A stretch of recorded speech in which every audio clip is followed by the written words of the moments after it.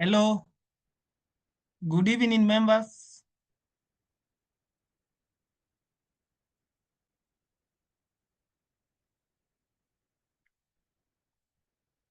Hello. Good evening.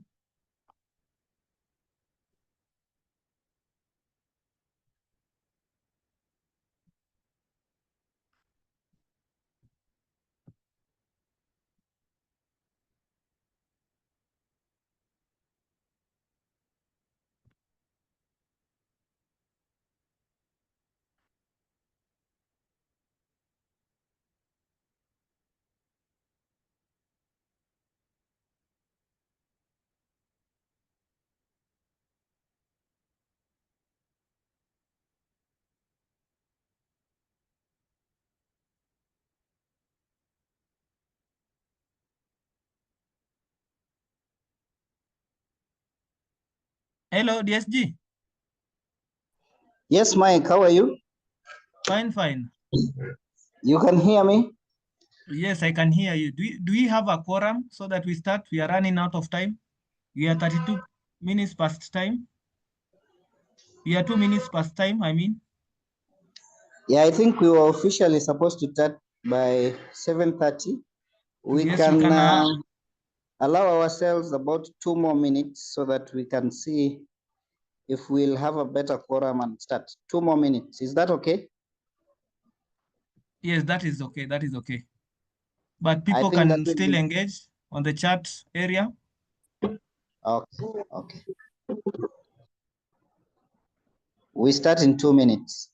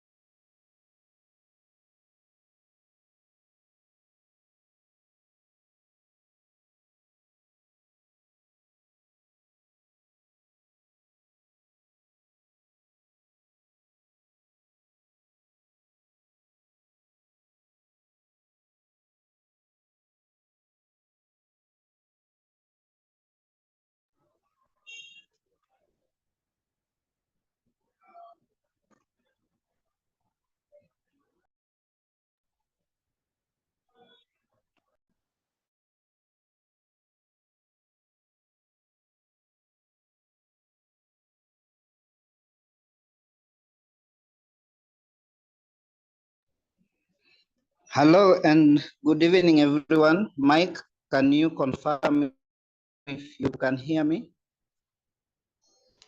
Yes, DSG, I can hear you very clearly. Very well. Mm.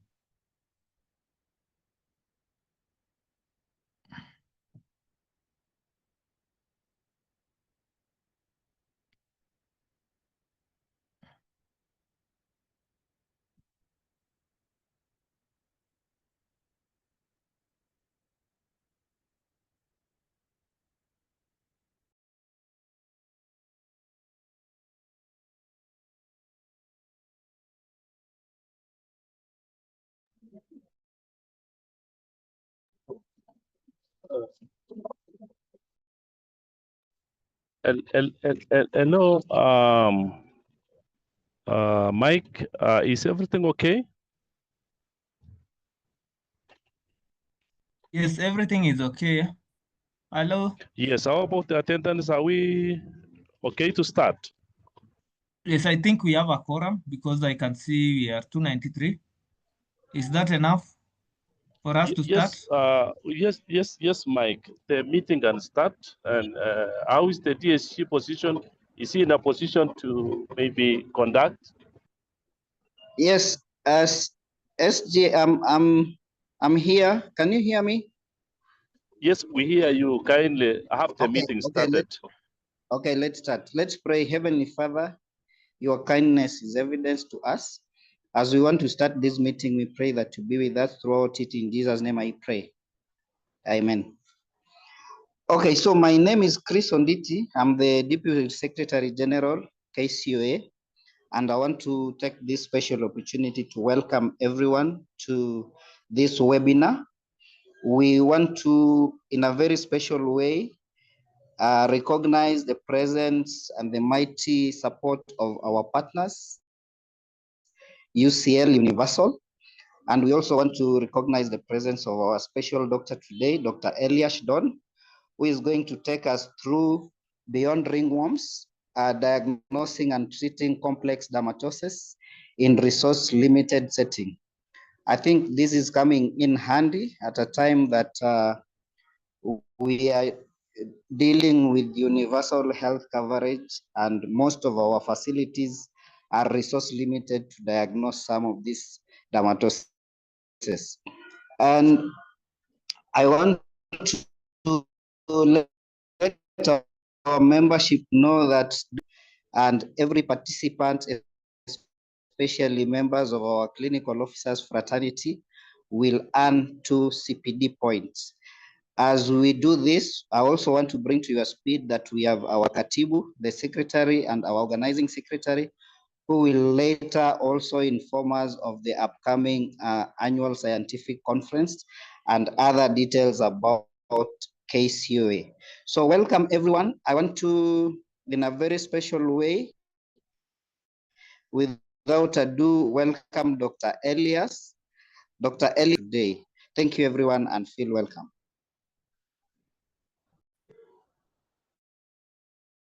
All right. Thanks, Chris. Confirm that you can hear me.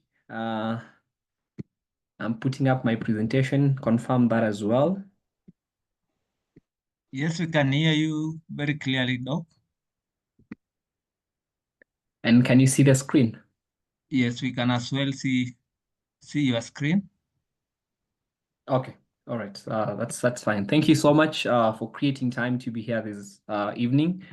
My name is Dr. Elias Don, as has been mentioned. I'll quickly dive into the discussion, and I hope that it benefits our practice. The purpose of this discussion is to better the care and to improve, in terms of the latest scientific guidelines in terms of treatment and in terms of using what we have judiciously to be able to provide the best of care to our patients. So thank you, KCOA, for the opportunity, and thanks, Universal, for sponsoring this webinar. I'll straight away dive into the discussion, and feel very free to engage in the chat section, because I'm going to ask quite a number of questions, and I'll appreciate your feedback. All right, so our topic is beyond ringworms. And this is interesting. As a practicing doctor, most of the times, anytime you see a skin condition, the first thing that comes to your mind is, it's tiniasis, it's ringworm, maybe it's tinea capitis, tinea cruris, whatever tinea that could be. But then not all skin issues are ringworms. Not all skin conditions are ringworms. So I want to look at briefly 2 cases and how to, manage the two in terms of latest guidelines of treatment and care in centers and settings that are not very well equipped. And I know most of us work in such settings. All right. So I'll start by asking this question, and let's engage in the chat. Who can know what could this be? I want to see your responses in the chat section. What could this be? Have you seen this before? And what could this be? Let me just get rid of this. What could this be? All right, I'm seeing seborrheic dermatitis. Thank you. That is from keloids from Sophia. Let me just put this here. Dissecting folliculitis from Perpetua. Collins is saying acne vulgaris. Grace is saying history is very important. Wow, interesting, interesting. While others are having spot diagnosis, Grace is mentioning a very important thing about history. James, tinea. All right, keloids from Richard. Most of the people are mentioning keloids as well. Thank you for your feedback. All right, somebody walked into your clinic. It's a busy outpatient. You're seated either in Muranga, in Migori, Homa Bay, Kisii, or Wajir, and you're having a queue. Most facilities nowadays, I see they use a computerized system. So you look at your queue and you have like 30 patients you're yet to see, and then someone walks into your consultation room and this is what you see. There are people who want history, which is very important. We're going to discuss that in a few. Post-ban keloids. Wow, great responses there. All right, so I think of all the responses that I've seen here, and I encourage you to keep responding. Scarred seborrheic dermatitis, great, Kimani. This is dissecting folliculitis, all right, of the scalp, and it's very common. I have a friend who has it. I have seen quite a few, I think 3 or 2 in my practice. It's not very common, maybe from my end, but yes, it does happen. So that was just to, engage us and to bring us up to speed on what we're discussing this evening. All right, so straight into the discussion. Why then do we need to look at skin diseases or complex dermatoses, as it were? All right, so if you look at the largest organ of all the organs in the body, the skin is the largest, yet the most neglected of all the organs, all right? And in primary care, where most of us practice, it's a very important thing that we need to know how to, with the limited resources that we have, be able to correctly diagnose and not stop there, treat whatever conditions we have then diagnosed. Of 10 patients who walk into your clinic, just a minute, of 10 patients who walk into your clinic, about 1 of them will have a skin condition, and this you'll attest to. I remember when I was running some very busy outpatient clinic, the things that used to piss me off the most were actually skin diseases, because you don't know what's going on. And sometimes you're covering at night and they come at night and you're wondering, oh, why have they come at night? Was this an emergency? All right. So it's really interesting, but it's important to note that as a clinician, as a healthcare practitioner, that the skin is very important. And being able to correctly diagnose and treat diseases in such settings that you don't have the confiscated equipment to be able to diagnose or test or qualify your diagnosis. It's important that, from a look of what you're seeing, history exam, you're able to correctly diagnose and treat. So skin diseases or infections are among the top 10 diagnoses that we find in our outpatient settings. And this was the burden of the conference of the World Health Organization this year in February, and they issued a notice, and you can find this on their website on the 10th of February this year, because they're seeing a rise in this new global pandemic. There are so many undiagnosed skin conditions, and it's not clear what's going on. So there's a guideline that's been issued. It's an issue by the World Health Organization. You can check it out, released on the 10th of February this year, all right? Okay, briefly, I look at, what the Journal of the American Dermatology is saying. I look at our context just to solidify the fact that we have a burden of skin conditions, and we need to carefully look at how we're diagnosing and treating our patients moving forward. So if you look at this study that was published way early in the 2000s, dermatology or skin conditions in our primary healthcare facilities is of a concern. And this study that I'm looking at here was done in a span of 2 years. And out of all the patients who ever presented to the clinics of the study participants, about 40% of those patients had at least one skin problem, 4 out of 10. Okay, that paints a picture of the burden of skin conditions, right? And what's interesting in this study is about 7 out of 10 were referred later to either dermatologists or for higher care. But what is interesting that even when they went to those higher, kind of consultation levels, the diagnosis that was made at primary care level was almost 60% in concurrence with what the dermatologist later will diagnose and treat. So that is very important. And our aim is to reduce that gap as much as we can, because we have a shortage of dermatologists in our country. As much as there are now trainings in terms of derma, but still there's a gap. And most of the patients do not have access to specialists. And so we are the ones to bridge the gap in terms of properly diagnosing and properly treating such patients. Now, I want you to focus on the last part of this slide, okay? This is in Kenya, and this is from the World Health Organization website. This is late last year, October 2024, and the statement says that skin diseases remain a significant public health issue in Kenya, accounting for about up to 30% of all outpatient conditions. So when you, and you can attest to this, when you sit in a clinic, out of 10 patients, and let me just see from the chart section, how many have experienced, if this is true, okay, of all the patients you see, about 3 out of 10 have some skin condition. Let me just see a yes if that has been your experience. Of all the patients that you see, 3 out of 10, they'll come with some skin condition of sorts. All right. Thanks, Sheila, Japheth. It's true, because this is a picture of what we see in our clinics, which makes it a burden, which makes it something that we have to look at.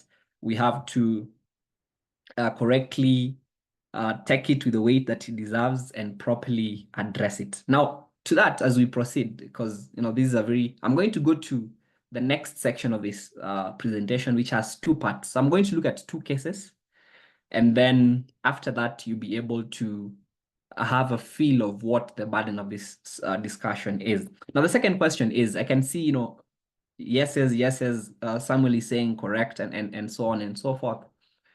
Of the 3 out of 10 patients that you see, how many have time to take a detailed history? And let's be very honest here, okay? When did they start? How many have time to take a detailed history? If you have that time, just say I have, say yes. If you do not have, just say no. I just want to have a brief feel of what happens. How many have time to take detailed history of the 3 out of the many that you see? So it's a yes and no, a yes and no, a yes and no, yes and no, which is true of what happens in our outpatient centers. And one of the reasons is most of our outpatient centers or clinics are very busy, okay? Very busy. And so the burden of this presentation is not to neglect the principles of, history taking, which you're going to look at, but to be able to, from the many conditions that you see, be able to pick patterns, okay? And as you do that, you'll be able to look at patterns, match them with the clinical history and exam, and be able to, in a very short time, make a diagnosis and a treatment plan. So that's a burden. So let's look at the first case. I'll take 2 cases, and then we can call it, right? So some of the misconceptions we have around derma is, every itchy rash is ringworm. So that's not true. They come to you and they're saying they have a rash and it's itching. You throw an antifungal at them and add a steroid. So it's not true that everything that's itching is actually teniasis. The other thing is steroids, as it were, are an enemy. That's not true. But the truth is steroids are good, but must be correctly used. Okay. All right. And the truth here is anytime you misuse anything, be it a steroid, be it an antibiotic, of course, it leads to resistance, which is something we're all trying to run away from. Symptoms never disappear and it becomes a chronic issue, right? I think I've belabored to make this point. Skin infections are important, but are very complex. One, because we have very high patient volumes in our outpatient clinics, but the time is limited, okay? There are people who practice in private facilities where you have you're told you need to see this number, all right? You need to improve your TAT, turnaround time. So you see and move, prescribe and move on, all right? So it's important that we are able to navigate both ends of the divide.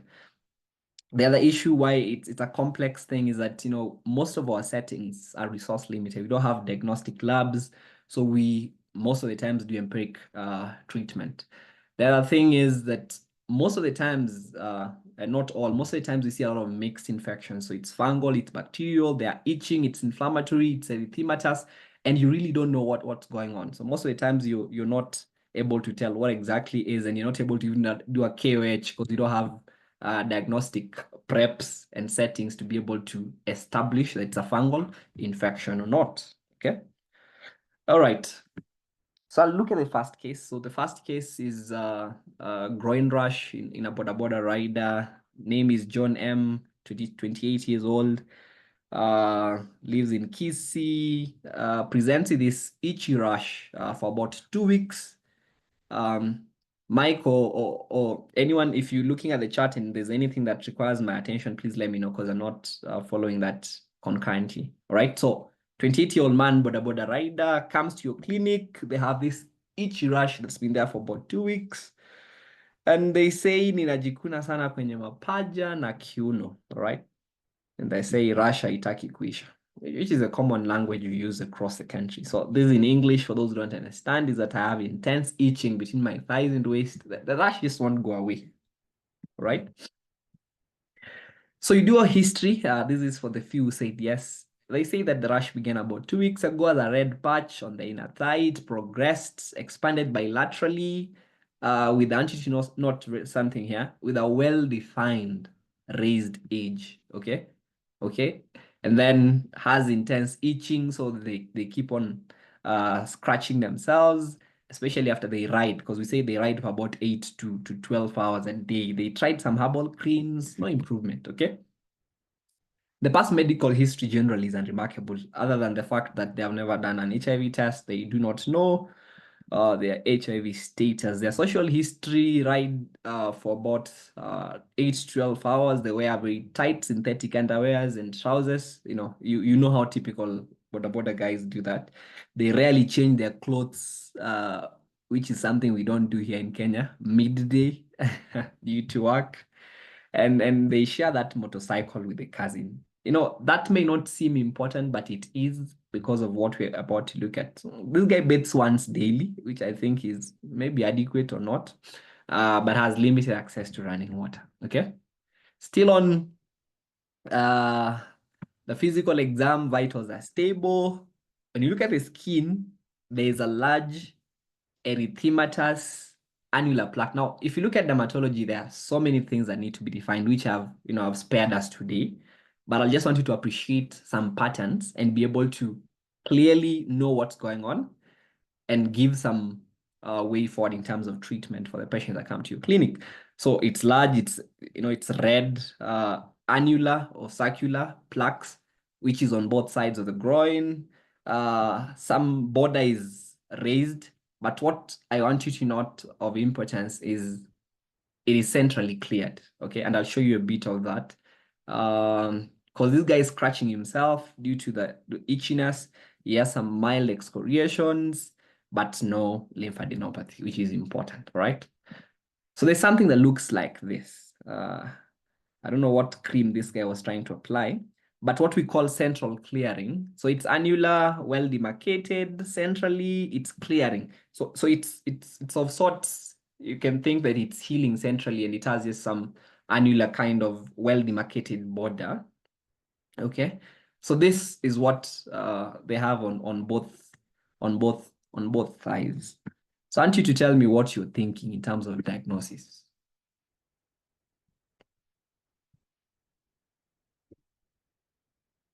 Okay.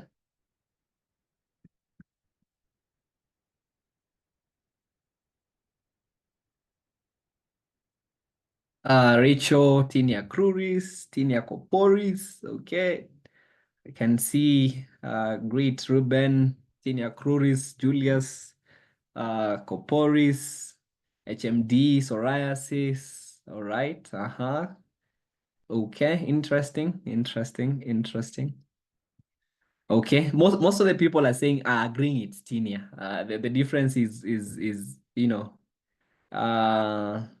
whether it's corporis or, and I think what is confusing is the image. Give your answer based on the history. Okay. This lesion is on the bilateral aspect of the thighs. Okay, if that does help.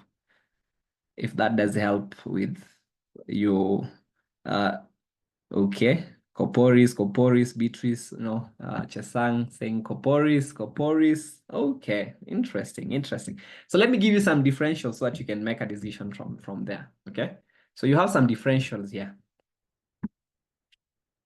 So you have cruris, candidiasis, intertrigo, and contact dermatitis. From this list, you have a list of differentials here. Let me see some responses, okay? Contact dermatitis, cruris, All right. Interesting. All right. So that is, it's teniasis, but it's tinea cruris. That's correct. So you'll see classic, it's well demarcated like we looked at previously with central clearing. What we're talking about is this central clearing. So centrally, it looks like it's healing, but it's very well demarcated. Okay. So that's and depending on the location, that it's a fungal infection. You just need to know now it's not on the trunk, it's not on the head, then you give it the appropriate name. Okay. So I'll skip that, not skip, go to the next. But it's important that before that diagnosis is made, history is clear. How long has it been there? Does it recur? Are there any triggers? Risk factors here, like we mentioned for him, for John, hygiene, tight clothing, any, chronic issues like diabetes are very important too, because you want to assess the immune status of this client or patient. Most fungal infections are in the immunosuppressed. So it's important to outline that. And then for any derma range or for any derma conditions, how it looks is very important. Okay, the border, the color, if it's scaling, if it does have crust and all that. Now, on to the next level before we look at the second case and close. Most of the times, because of how most of the patients will start with a rash. After the rash, they'll experience some itchiness. With the itchiness, they'll start, scratching. And with scratching, they develop what we call superimposed infections. Okay, so they scratch, bleed, and they start experiencing. They transfer whatever bacteria or pathogen they had in their hands or in the environment to those newly developed wounds, and they now develop what we call secondary skin infections, which are very common. Okay. And so it's important to appreciate that sometimes most of the people who come to your clinic will have a mix, both fungal, bacterial, you don't know what's going on. And like we said, and I saw it in the chat, KOH for fungal is key, but it's not in most centers, okay? So you need to be able to pick patterns, to be able to tell that this could be a mixed infection based on how it looks. And the other thing that you need to understand is for spaces and clinics where, you know, you're seeing something, it looks like it's mixed, it has some satellite-like lesions, which you're going to look at here. And there's a quiz, which just a single question, which you're going to attempt to just check if you understood. Steroids normally, and this is important for us to understand, there are people who normally prescribe steroids alone. It's important to establish that whatever you're prescribing a steroid for does not have a fungal component, right? Because if a fungal infection most of the times is in an immunocompromised client or patient, you add steroids to that, you are lowering the immunity further. So you're giving room for the fungal infection to thrive. So it's important that if you're not sure, you better give both the steroid and, you know, a fungal prep in terms of treatment, so that you do not stand the risk of just prescribing steroids when it was a fungal infection, worsening the infection instead, right? So sometimes when infections are mixed, triple therapy will offer you that broad coverage if you do not have the luxury of time and you're not sure whether to give a fungal, steroid, both, none. That's the space you need to very carefully navigate. The other case is of a baby 9 months old from Homa Bay. The mother is the caregiver. They come to your clinic and they say mtoto ana upele kwenye sehemu za diaper na anatoka vipele vimejaa usaha. That sounds like pus. So in English, the baby has a rash in the diaper area with pus-filled sores. Okay.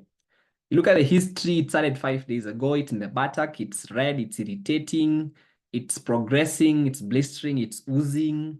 The infant is fussy, the baby cries during diaper change, she's uncomfortable, but has no recent diarrhea, is not urinating frequently.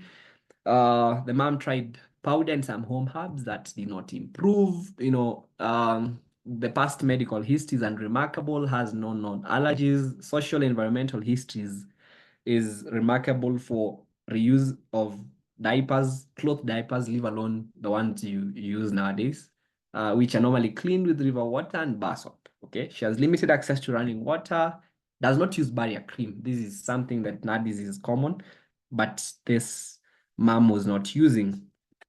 She's breastfed with some porridge and mashed food, which is okay. Exam, a febrile, pretty much unremarkable, but on the skin, we find this erythematous rash across the buttocks, perineum, and upper thighs with multiple pustules, pus-filled, and shallow erosions on the inner aspects of the thigh creases.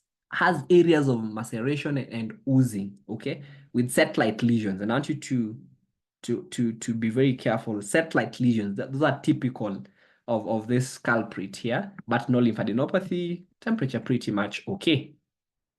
I want you to give me your diagnosis here, based on that history, based on that description, okay? And to see, of all these differentials, what will be your diagnosis? You see this 9-month-old baby in your clinic, and, you know, that is the history you find, okay? So what will be your diagnosis? Let me see.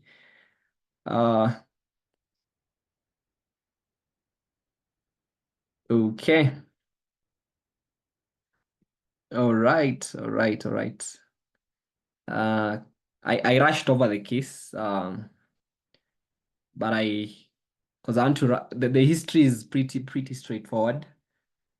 Candida, diaper dermatitis, right? Most people, napkin, which is the same thing. Okay. Interesting. Rosaline, Candida. Okay. Keep your impetigo, CDD, that is Candida diaper dermatitis. How frequent? Before I get to that, what then will be the difference? Of course, I've given you some clues. What then will be the difference between irritant diaper dermatitis and Candida diaper dermatitis? What then will be the difference? So that it helps those who are saying irritant or Candidal diaper dermatitis. Sheila nailed it, right? Satellite lesions. Very classic. Satellite lesions. That's very classic. So you'll let me just look at an image here. We'll come back to this. If you want to know, the differences are here because the two may be confusing. So I've just highlighted a few differences. It's a very common thing for babies who come with skin conditions. Any baby who's still on nappies, most of the times it's a candida issue. Most, if not all the times. Okay.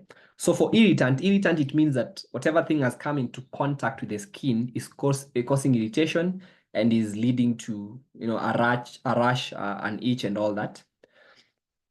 So these are the classic differences. For contact dermatitis, which is irritant, you'll see some areas of shiny, which is erythema, redness, but candida will be very bright, and I'll show you an image with satellite lesions.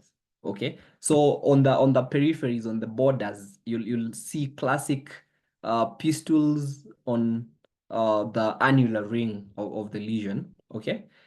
The other thing about how the two present is the location, the pattern. So the pattern we've talked about, the location. So most of the times, if it's in a child, irritant contact dermatitis would not involve the creases, while candida does not spare. Those folds, it does involve, okay? Of course, you do a KOH, which is not pretty much available. It will be negative because it's not fungal, while candida definitely will be positive, okay? I think the rest you can read, but the other thing is in terms of duration, under a week with treatment here. If you're sure you've done a negative KOH and you're sure it's just that, you're good to go with a steroid, okay? But here, then you risk doing a steroid alone. You'll need an antifungal as well. If you have a positive KOH, or you, from your visuals, are able to pick the satellite lesions, then you need the appropriate treatment, which is a combination of both, okay? Okay. So these will be irritants, diaper dermatitis. So if you look at the inguinal fold, these ones, they have been spared, okay? But for candida, it will not spare. It will not spare. So it will involve these inguinal folds. It will involve this. And then on the borders of these lesions, you'll see target-like lesions. Those are things we call satellite lesions. So you see a lesion there, a lesion there, a lesion there, a lesion there. Pass filled most of the times. So that will tell you that this is not just something that requires simple or plain steroids. You'll need a bit of an antifungal as well. So I think as we almost get to the end, it's important to understand that most of the times in these clinical setups where you have a large queue, you're not able to clearly pick up what's going on, and the pattern looks like it's mixed. So you have history of rash, you have itching, you have excoriations from the itching and the scratching, which is very common in children and adults as well. And you start seeing things that look like, it's pus-filled. It's like we've talked about, satellite lesions on the margins. It looks fungal. It looks mixed. It's important to understand that there's a space for triple therapy, all right? And the place is when you clearly understand what you're dealing with, and you're sure that you're giving it for the correct indication and for the correct duration, all right? So studies have been done about what antifungal you can give. Broad antifungals are considered appropriate.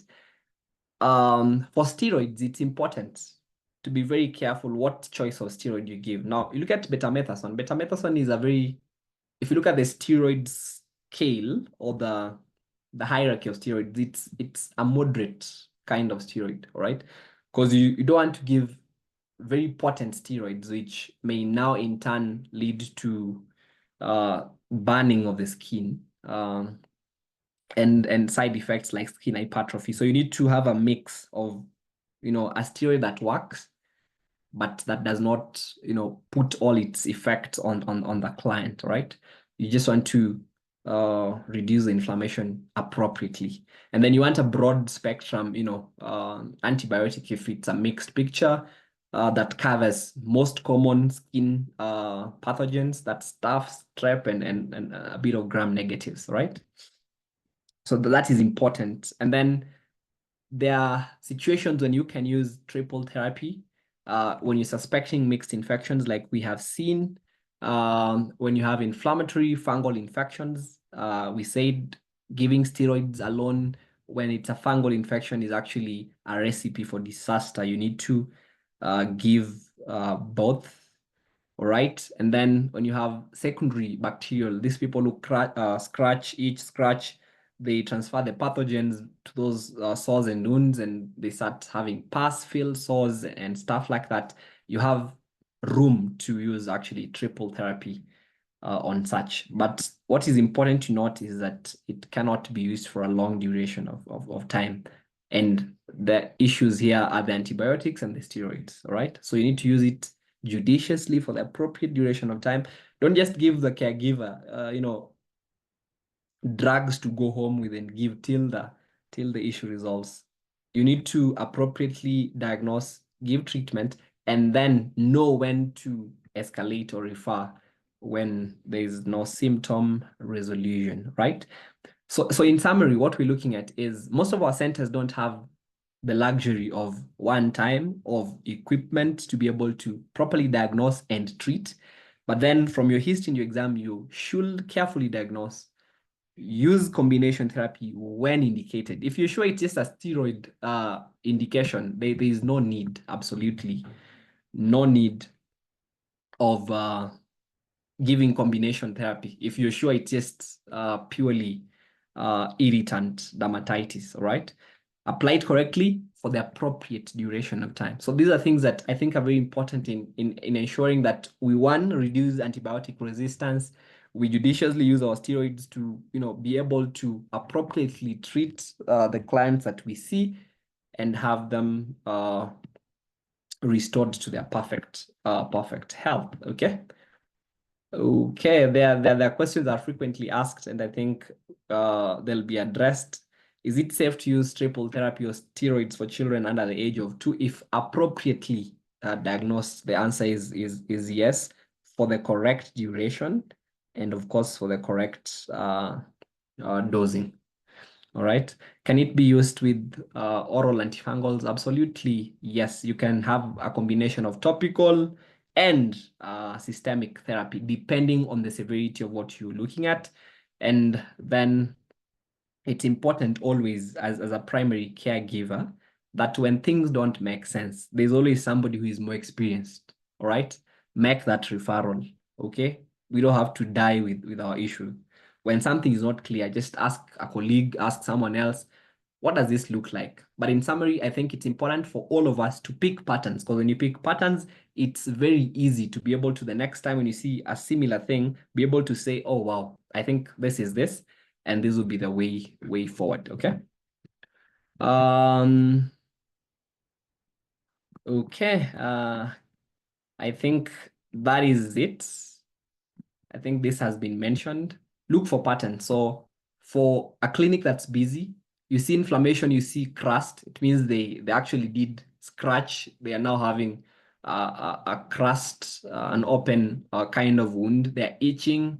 Combination therapy will be your best friend, because then you're able to handle 3 things in one without wasting much time. But that needs to be very judiciously decided. Most of the times, and I think it's relatively available, there are combination brands that give you all that feel in one tube, so that will help you. But if not clear, please, as we have always in practice said, referral is a treatment option. Okay. So it's important, friends and colleagues, that we think beyond just tinea, where you just throw pure antifungals. There are things that will require an antibiotic in it. There are conditions that will require a steroid in it. So not all skin conditions are tinea-based conditions, are ringworm. And don't be afraid. If you use triple therapy wisely, do not be afraid. And you can actually make a difference. I've seen questions in the chat box, but as you keep typing your questions in the chat box, let me put this link as well. Try it out. try it out. I'll copy this, put it in the, sorry. I'll copy this and put it in the chat section. Just attempt this quiz. I'll want to see the first three who give me the correct answer. Sorry. The first three to give me the correct answer. Sorry. Meanwhile, I'll be putting your questions in the chat box and I'll respond to the ones I can respond to, and then I'll send it back I'll give it back to the host to, maybe welcome the sponsors of this webinar, to say a few things as I respond to the queries. So this, I want you to, I'm posting something in the chat section. Click that link. Okay. Attempt that quiz. And then, yeah, I'll get back with a response to the questions that are there, and then we'll be able to close this. So back to the moderator, if you don't mind.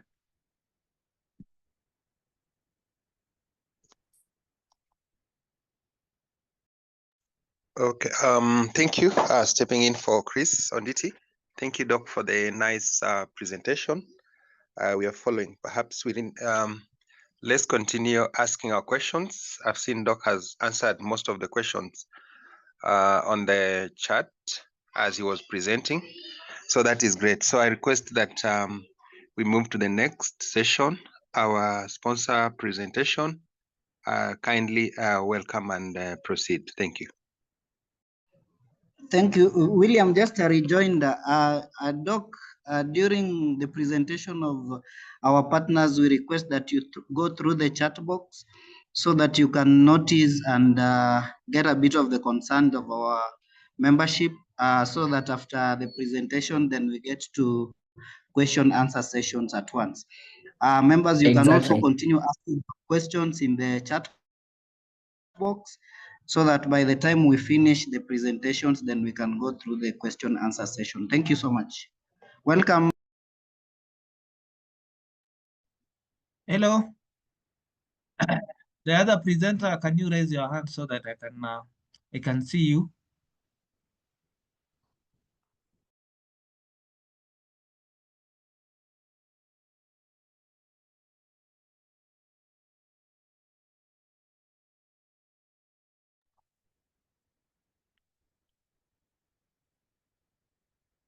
Is the other presenter in-house?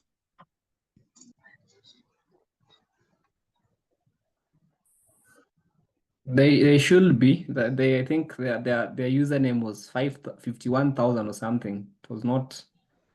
So please raise your hand so that you're made a co-host.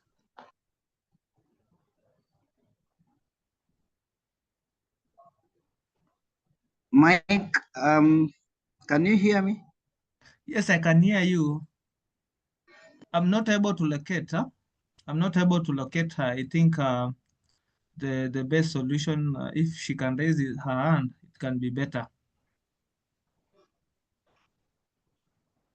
Okay, our partners, can you hear us so that you go ahead with your presentations? Yes, maybe perhaps as we locate that, maybe Doc continue maybe responding to some of the questions as soon as we locate. Okay. Then, yeah. Okay, and I think if I have seen her, I think. All right. Okay, you can proceed, Geoffrey. Godfrey can proceed.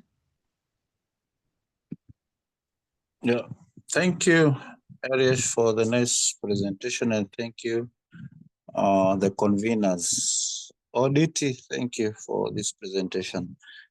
Just a few comments from my end. I'm Godfrey from Malindi Hospital. Maybe I came in late towards the end of the presentation, but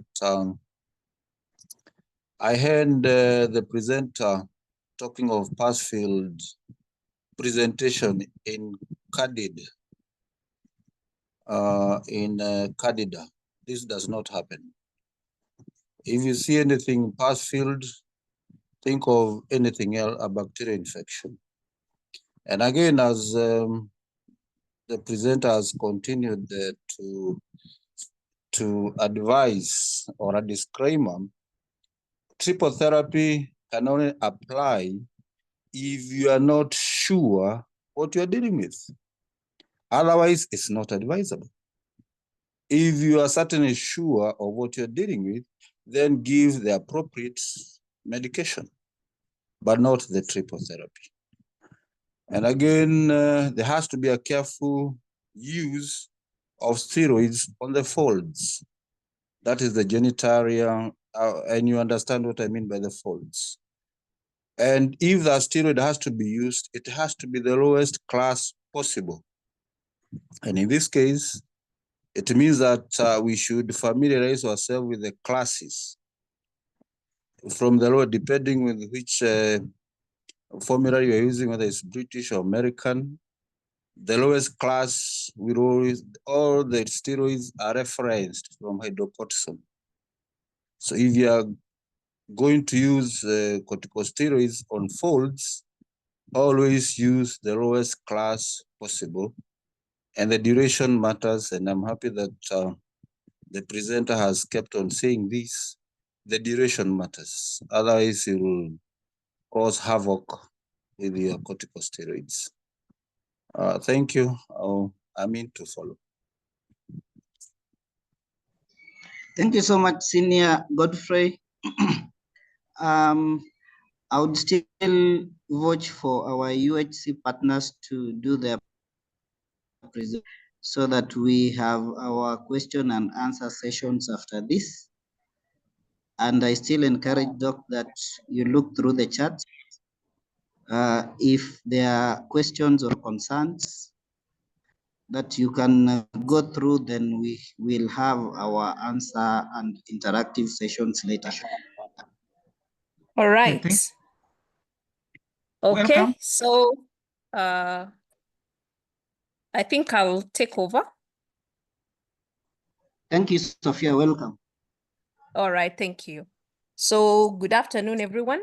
My name is Dr. Sophia Rigo, Brands Manager, Universal Corporation.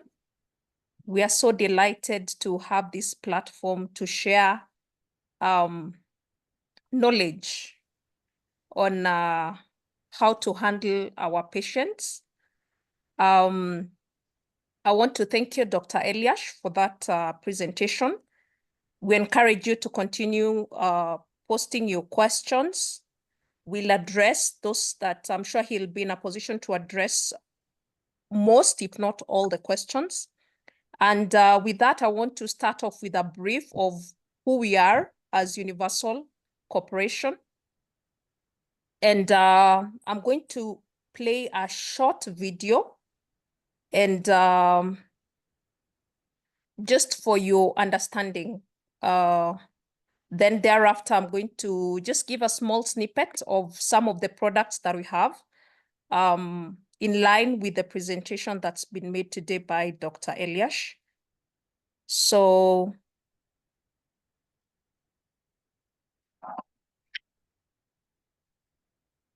I don't know if my screen is visible.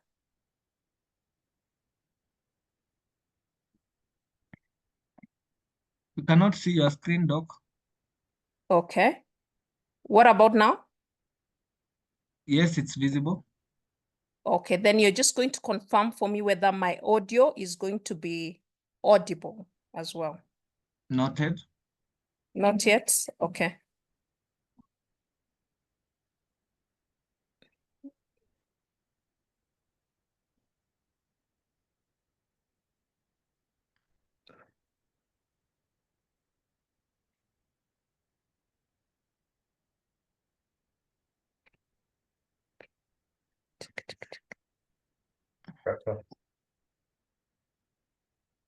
So maybe I can request your assistance on how I'm going to navigate through this so that my audio is, as you watch the video, you're also able to. Yeah. Yes. Okay, can you start the video, maybe?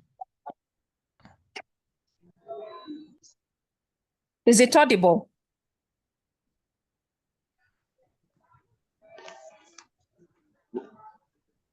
Increase We your are volume. trying to get it. Once it is audible, I'll let you know.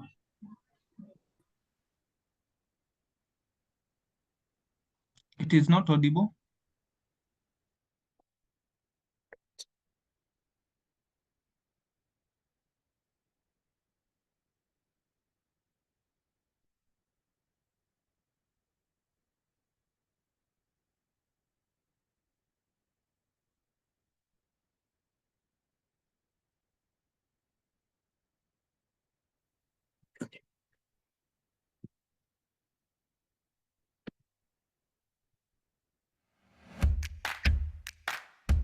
Is it okay now?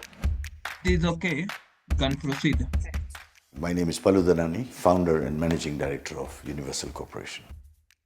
We started with our first plant way back in 1996, a small plant out of industrial area. Eventually, in the year 2005 and 2008, we saw rounds of investment and some funding available from FinFund. And the reason we started Universal is we saw a huge gap in the quality aspects. So since 2011, we've been pre-qualified by the World Health Organization, Geneva. With that, we are the only manufacturer in sub-Saharan Africa for HIV products, and we are the first African manufacturer to be having WHO again pre-qualification for an anti-malaria. Every year, we bring in fresh graduates, train them through the quality issues. We bring in trainees in IT, finance, HR, production, quality assurance, quality control, engineering, across the board. Quality is at our heart.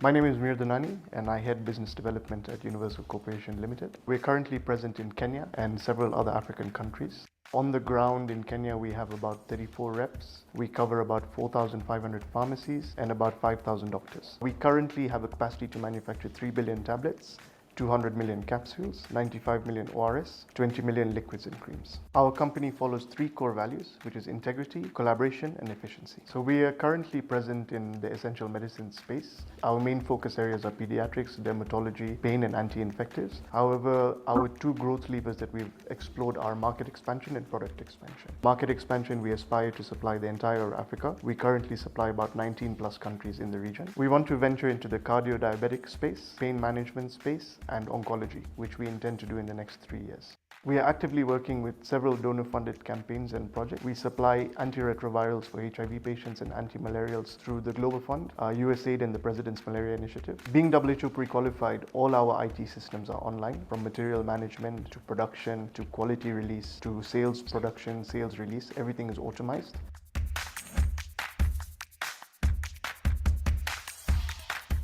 We have in-house R&D capability for product development, and through our counterparts in Strides, we have successfully tech transferred several products, and we are currently working with Merck Germany for the technology transfer of pediatric praziquantel to supply the African population. We provide medicine as a donation for free to several medical camps across all counties in Kenya to support the less fortunate. We want to thank the entire medical community for trusting Universal Corporation as a brand and our products, for ensuring these life-saving commodities and treatments that we provide reach patients across Africa.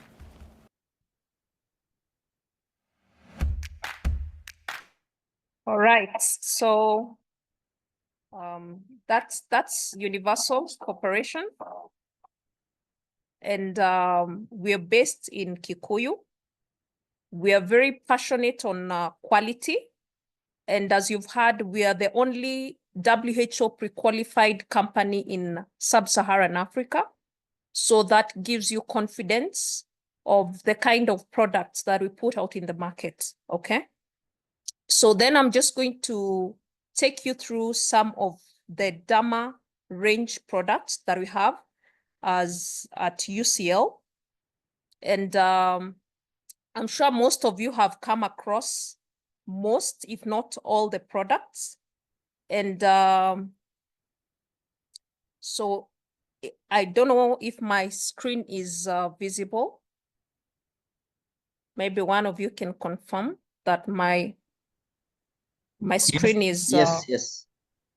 All right. So I'm going to start off with a product that Dr. Eliash has just talked about. So this is a new launch we have at Universal Corporation, which is Clotrin BG. a combination of clotrimazole, betamethasone, and gentamicin. So you can see the indications for mixed fungal bacterial infection with redness, inflammation, and itching.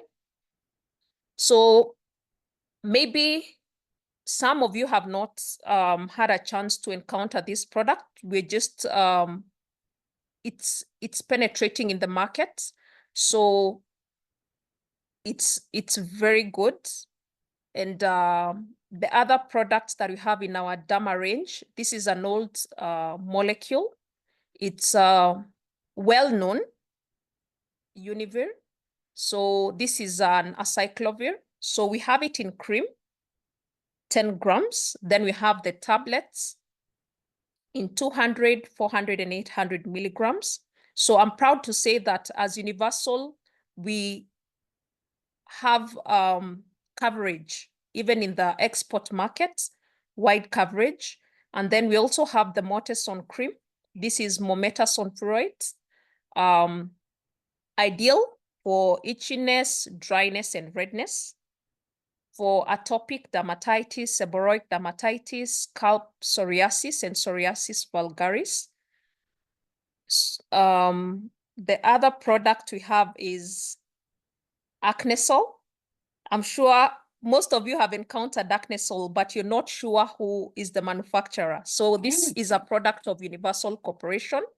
Very good reviews on the patient outcomes and quality packaging of this product. It's top notch. So that is one of the things that we pride ourselves in as Universal Corporation, and that is the quality, okay? So this is also our product portfolio. These are some of the products that we have in the market. And we are happy to give quality. I'm sure you saw sometime in the news that we did a very huge consignment for antiretroviral drugs and anti-malaria. We supply these products far and wide. They benefit individuals both locally and internationally. And we take so much pride in that as Universal Corporation.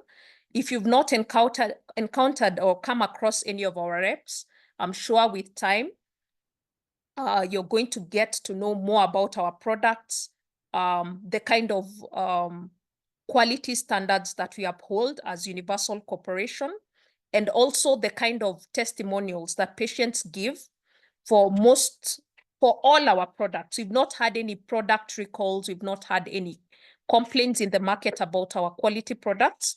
So we're happy to be part of the team, and we look forward to having more of these educative interactions with all organizations cut across the healthcare practitioners. So that's it from my end. Glad to be part of this, and I'll give it over to Dr. Eliash and the team. Thank you. Thank you so much, Dr. Sophia. At this moment, I want to answer session questions, and I will ask Dr. Elias Jakech to take us through what he has noticed, so that after that we can also have the. All right. Thanks, Chris. Thanks for your time. I know it's evening and there's so much that's happening. So I am going to, there's an email I've shared in the chat section. If there are any other queries I'll not be able to respond to right now, you can just please mail me that query through that mail. And we'll be able to connect, touch base, and move forward. There's a link that I shared. I've seen 130 responses so far. So just click and give it a try. It's based on what we've discussed. So I'll share my screen and begin from what one of our colleagues did mention about steroid potency. And I keep repeating this, that we are only as good as our knowledge gets. You know, the more we improve, the better we become. And it's important for us and for our patients. So let me share something on, all right, just a minute. Okay. Let me share my screen. Okay, I don't want to share this. And to share, there's a table, and you can find, for those who have access to UpToDate, it's an excellent platform. Most recent studies, as late as this month, you'll find them here. So there's a table that shows steroid potency, and it's important, especially for skin conditions, to be able to judiciously decide which steroids you're going with. And I think it's important even for pharmaceutical companies to realize that for skin conditions, steroids that are less potent are more encouraged. So if you look at this potency group, the steroid that is being chosen also has something to do with the vehicle in which it comes with. For example, the most potent here, you'll see it's betamethasone, but this is an augmented version that comes as either a gel, lotion, or ointment. And then you come down this table, and I can share this table with someone who wants. We see a mid-tier potency, and still we see the molecule betamethasone, but now in an ointment version, all right? You keep coming down, you see group 3, which I think the universal product does have. It's betamethasone still, but it comes in form of a cream. So the vehicle as well will affect the potency of a molecule, especially for the steroid. So the take-home message here is, for steroids, especially for skin conditions, especially when you are talking about the inguinal folds, the intertegmentary regions, it's important that you go for a steroid that will give you the effect, but that does not burn, because steroids can actually burn as well. I've seen questions along the lines of eczema, and I think I saw a product mentioned there. Eczema is a huge discussion that I think I won't want to belabor here. I want to restrict myself to complex dermatoses, which are pretty much common. Somebody talked about drying of the skin. Right now, we encourage the use of emollients. If that does not work, then you need to find out what exactly is causing your drying of the skin. And then somebody asked about somebody has alopecia. Can they use minoxidil? Absolutely. If that is indicated, if they have no contraindication to that, it would be important to try if that will help with the alopecia. Is it areata? Is it alopecia totalis? It's important to appreciate that as well. I think this is to the SecGen Keiko. I think that they'll answer why only 2 CPD points. All right. Okay. I think this is what I've talked about. Okay, drying and scaling is something that I've also handled. Seborrheic dermatitis, interesting. So comment on seborrheic dermatitis, tinea barba, and tinea corporis. So in most of our settings, if you ask me, the ones that I've encountered, tinnitus is very common. And it's common in low resource settings, which unfortunately is where most of us practice. Okay. For tinnitus, treatment is standard. If you properly diagnose it, you give your antifungal for the appropriate duration, okay? And you monitor. Now, sometimes we just send our patients with, go try this for a month. Proper diagnosis and treatment is important, especially when you're dealing with skin conditions, because then the duration of therapy will determine whether they're going to come back worse than they came or they're going to improve. So that is very important to point out. Somebody's commenting on that. About the presentation, I think Keikoa will organize that. What else? So I think generally that is what we have looked at. So in summary, if you asked me what is yours to take home here, is triple therapy is only indicated when you're not sure of what you're dealing with. Okay. So if you show it's just an irritant dermatitis and steroid therapy alone is adequate, appropriately indicate or prescribe for an appropriate duration of time. If it's a mixed infection, you're seeing, like I think Godfrey rightly mentioned, when you see pus, it's a sign that this has what we call superimposed bacterial infection. If you're not in a setting where you're able to appropriately do a culture of that, you may want to use an antibiotic as part of your combination therapy. If you show it just fungal, like we looked at the centrally clearing well-demarcated tinea lesion, and it's an antifungal, then you are good to go in that line. So it's important to take the appropriate history. If in a setting where you can do the diagnostic tests, a KOH prep, well and good. If you're not, but from the patterns you're seeing that you may be having a mixed infection, you're not sure what is going on, triple therapy may be indicated. If you're not sure at all, referral is always part of treatment. All right. Okay, so I think I'll stop it at that. If there's any question, we can handle it on that mail, which I'll reshare at the end of this. Back to Keiko. Thank you, and have a good evening. Thank you so much, Doc. I think the bottom line is let's really refer to our specialists. One of our previous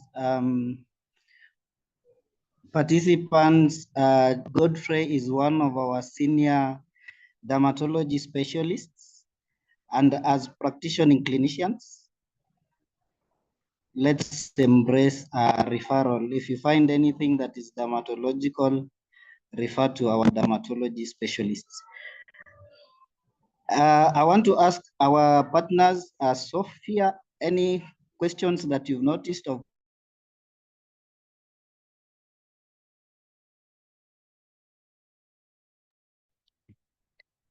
Yes, so I've seen there's a question on price. So there's someone who's asking how much this product is, and the Clotrin BG, and it retails at 180 shillings to the patient. Okay. So I think that's the only question I've come across that's that needed me to address.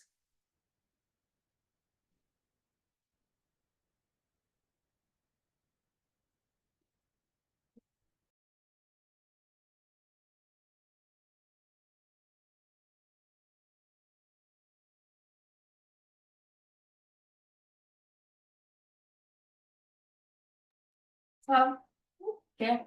Was I audible? Yes, Sophia, Yes. we got. I think I want to, at this juncture, welcome our organizing secretary, William Masinza, to tell us a bit of KCOA and any concerns that were raised on KCOA shortly before you give it to Katibu, and if the president is available, you can also give it to the president through Katibu. I want to also enlighten members that I have seen a number of us share their email addresses. We have your email addresses through the registration, so we will share the presentation in case anyone needs it. And then I also want to say that through KCOA, members of the clinician fraternity, especially the specialists, you can reach out to us for any presentation on any of your specialized areas, so that we can organize with our partners so that we have a platform to present from our members also. Thank you so much, and over to you, William. Thank you, Chris, for the opportunity. I want to appreciate our partners for this great, insightful presentation. I know our members have been able to follow. I've been taking stock of the number of people attended. Now we're at 451, but at some point we were 560. So this is one of the highest and well attended webinar.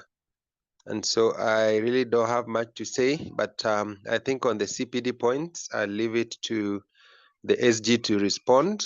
I saw a question on CPD from Mohammed Isaac. That will be responded to.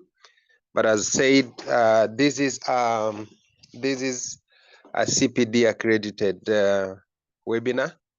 We all know the importance of gaining and having these CPD points cumulative for the purpose of renewal of our practicing licenses. So we encourage our members and even non-members and all the clinical officers, in case of such an opportunity, we mobilize ourselves to attend.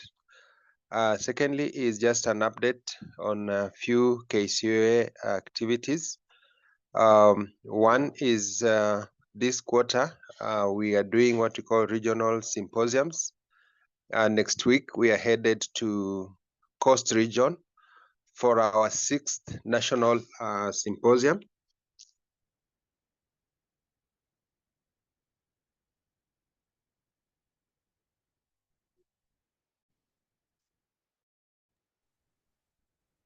We lost you, William.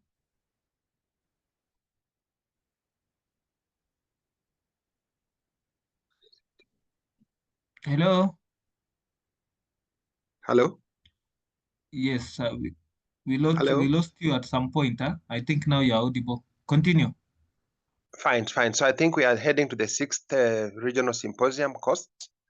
7th, we'll be having it in Kericho a week after, and then the last to close the year will be in Nairobi on 7th and 8th. So we encourage our members and even our partners to continue supporting us in this.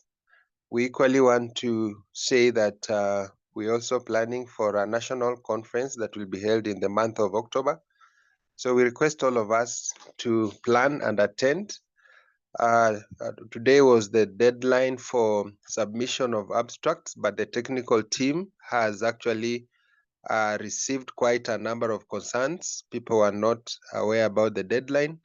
And so we extended our abstract submission to a date that we are going to share the poster soon. But otherwise, we want to say we appreciate all of us and we'll continue having this. And equally, this week on Thursday or thereabout, based on the discussions, we are going to have another webinar.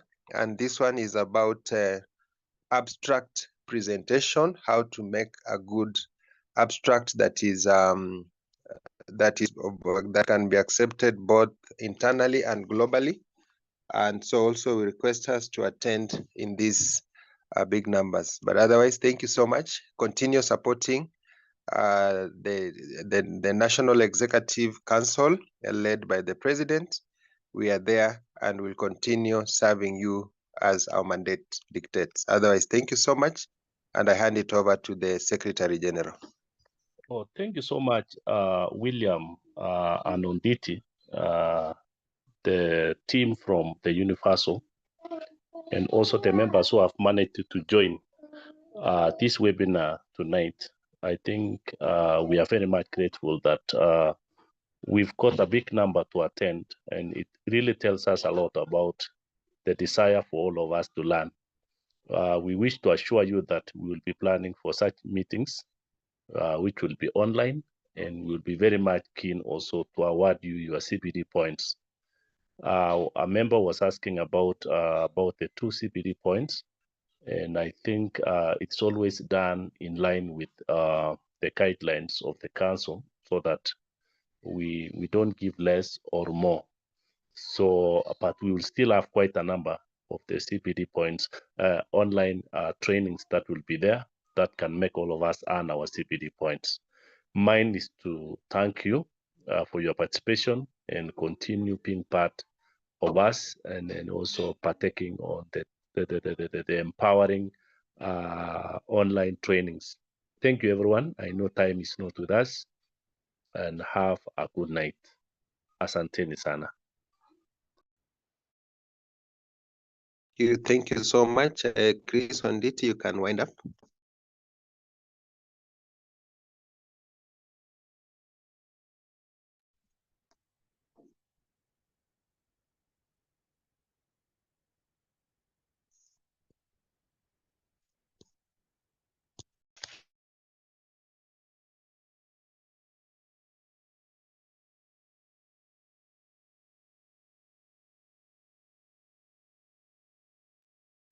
I think we have a good night, all of us. Thank you so much. Good night, everyone. Thank you.